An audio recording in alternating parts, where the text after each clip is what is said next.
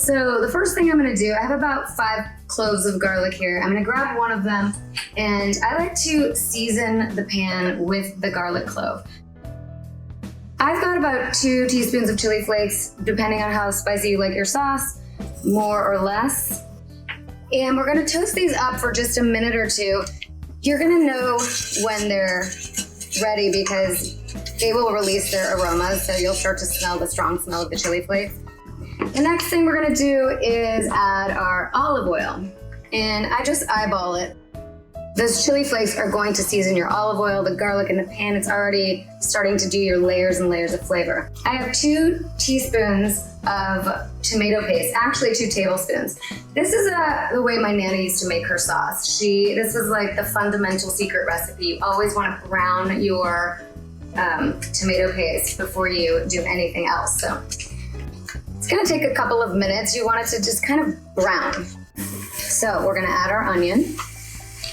Grab some carrots. You don't need a lot of carrots. The reason I'm adding the carrots to my sauce is because it sweetens it up a little when they cook down. A lot of people add sugar to their sauce to kind of combat the acid that you get from the tomatoes. I prefer to get a little sweetness from the carrots themselves. Let this cook down for another 3 or 4 minutes. So everything starts to soften up and brown a little bit.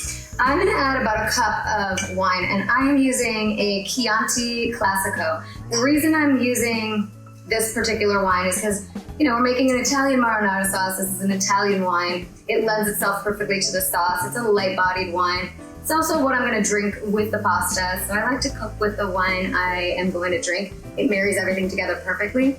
I am going to now add my cup of wine. I'm eyeballing it, you can eyeball it too. You want this alcohol to burn down, so you want the red wine to reduce. You'll start to see it evaporate. You keep stirring it, keep your eye on your sauce. Some salt and some pepper. I like to have season every single layer all the time in anything you make. Okay, so we can see how this is cooking down. This liquid is disappearing and it's thickened up a bit. So I have San Marzano crushed tomatoes that I like to use. So the rest of our garlic cloves I'm gonna crush into the sauce. And I have here some sprigs of fresh rosemary. We're gonna stick those in there. I have some fresh oregano. If you don't have fresh herbs, you can use dried herbs. They work just as good.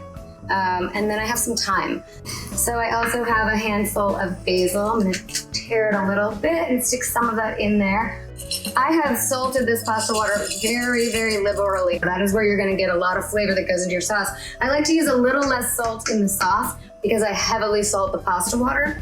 Plus we're gonna add some cheese, some pecorino romano, which is very salty at the end. Okay, so this is gonna cook down. Everything's going to be beautiful. And that's all it takes to make your own homemade sauce. We're done.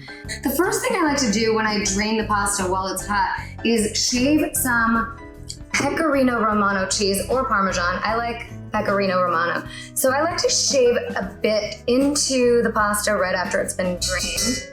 Add some of our pasta sauce directly into the noodle. Now that we've done that, we're going to plate it up and try it. And now I am going to grate some more pecorino romano on top.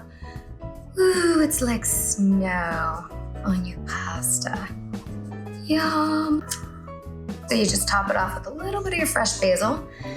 Voila, that is all it takes to make your homemade sauce. Now, the best part, let's give it a try.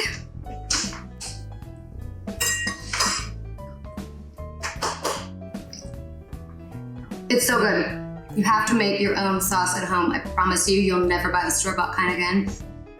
Don't forget to sip on some wine and join me next time. Ciao for now.